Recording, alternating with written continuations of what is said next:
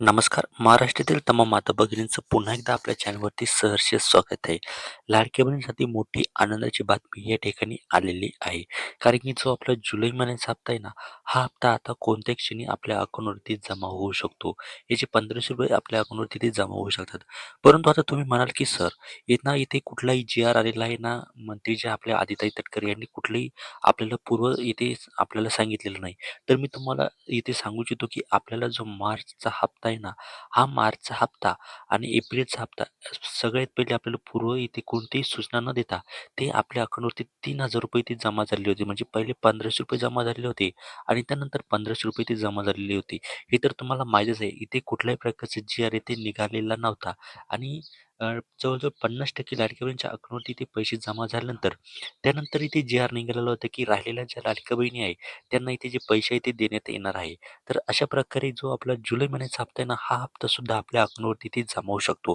कारण की आपला जेव्हा मे महिन्याचा जो जी-आर निघालेला होता, या जी-आरमध्ये असं सांगितलं होतं की आम्ही लाडक्या बहिणींना इथे 10 तारखेच्या आत इथे पैसे देण्याचे इथे प्रयत्न करू आणि त्यानुसार आजची जी तारीख आहे 13 तारीख आहे, 13 ऑगस्ट आहे आणि आपल्याला माहीत आहे की इथे खूप साऱ्या व्हिडिओमध्ये असं सांगण्यात आलं होतं, इव्हन न्यूज चॅनलसुद्धा असं सांगत आहे की 15 ऑगस्टपूर्वी लाडक्या बहिणीच्या अकाउंटवरती जे ₹1500 हे जमवणार आहे आणि 15 ऑगस्ट रोजी आपल्याला जून महिन्याचा हप्ता भेटून इथे 1 महिना जो आहे ना, हा पूर्ण होणार आहे. त्यामुळे असं वाटतं की आता इथे आज किंवा उद्या इथे आपल्या अकाउंटवरती जे ₹1500 आहे ना, हे जमा होणार आहे. तुम्हाला यावर काय वाटतं? जे ₹1500 हे आपल्याला 15 ऑगस्ट निमित्त इथे भेटायला पाहिजेत का? ते कमेंट करून इथे नक्की सांगायचं आहे. परंतु इथे एक गोष्ट आणखीन एक लक्षात घ्या. जर आपल्याला 15 ऑगस्टपूर्वी जर पैसे जर भेटले नाही, तर आपल्याला माहिती आहे की 28 ऑगस्ट रोजी इथे रक्षाबंधन आहे आणि रक्षाबंधनच्या मुहूर्तावर आपल्याला ₹3000 इथे भेटू शकतात. कारण की 2024 मध्ये सुद्धा असं झालेलं होतं की सरकारने 2 हप्ते रक्षाबंधनाच्या निमित्ताने इथे लाडक्या बहिणींना इथे दिलेले होते. तर याच्यामध्ये असं होऊ शकतं की आपल्याला जे पैसे आहे ना, ते पैसे ते आपल्याला रक्षाबंधनाच्या दिवशी ते भेटू शकतात. परंतु केव्हा? 15 ऑगस्ट मध्ये जर पैसे जमा झाले नाही तर. कारण की 15 ऑगस्ट रोजी आपल्याला माहिती आहे की 1 महिना जो आहे ना, हा कंप्लीट होणार आहे आणि जर पैसे जमा झाले नाही तर 28 ऑगस्टच्या आसपास आपल्याला रक्षाबंधनाचं गिफ्ट म्हणून ₹3000 इथे भेटू शकतात. परंतु आणखीन एक महत्त्वाची गोष्ट तुम्हाला इथे मी सांगू शकतो की 15 ऑगस्ट रोजी जर जुलैचा जो हप्ता आहे, हा जुलैचा हप्ता भेटला तर त्याच्या 2-3 दिवसानंतर आपल्याला पुन्हा ऑगस्ट महिन्याचा जो हप्ता आहे तो इथे भेटू शकतो आणि हे सुद्धा लाडक्या बहिणींना इथे रक्षाबंधनाचं इथे गिफ्ट जे आहे ना ते होऊ शकतं. आता यावर तुमच्या प्रतिक्रिया मला नक्की कळवायची आहे. तुम्हाला काय वाटतं ऑगस्ट महिन्याचे जे पैसे आहे, हे पैसे रक्षाबंधनाला इथे देण्यात यावे की 15 ऑगस्ट निमित्त हे जे पैसे हे लाडक्या बहिणीच्या अकाउंटवरती जमा व्हायला पाहिजेत?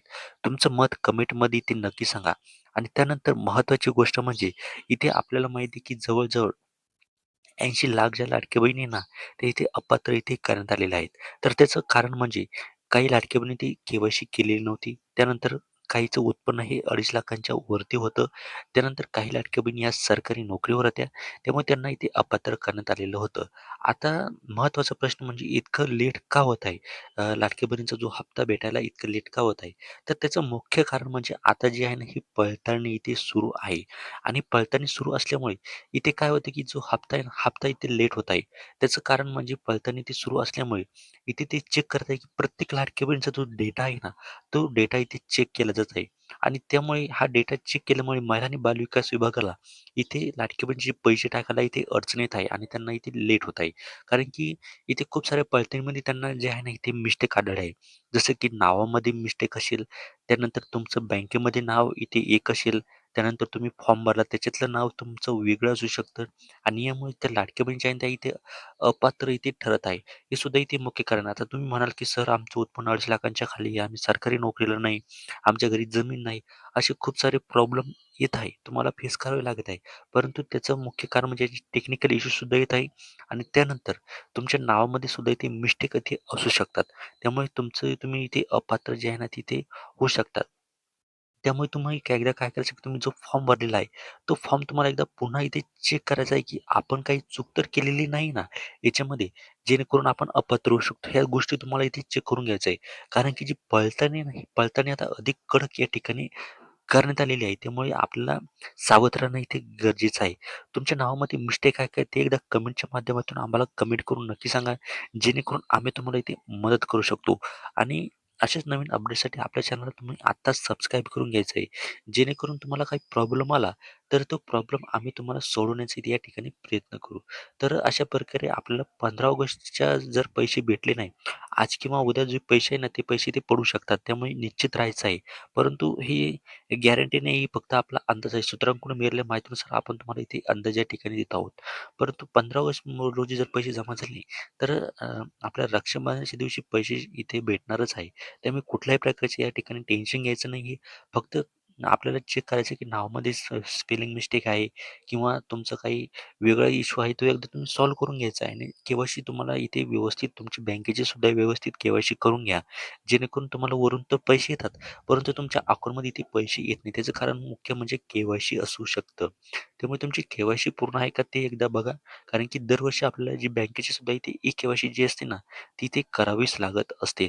त्यामुळे ती एकदा के-वाय-सी तुम्हाला इथे करून घ्यायची आहे. कारण की आपल्याला माहिती आहे की डी-बी-टीच्या माध्यमातून जे पैसे आहे, ते आपल्या अकाउंटवर तिथे जमा होत असतात. त्यामुळे त्या गोष्टी तुम्हाला सगळं जे आहे ना, ते चेक करून घ्या. आपल्या चॅनलवर नवीन असेल तर आताच आपल्या चॅनलला सबस्क्राईब करून घ्या. भेटूया एका पुढच्या नव्या व्हिडिओमध्ये. तोपर्यंत धन्यवाद.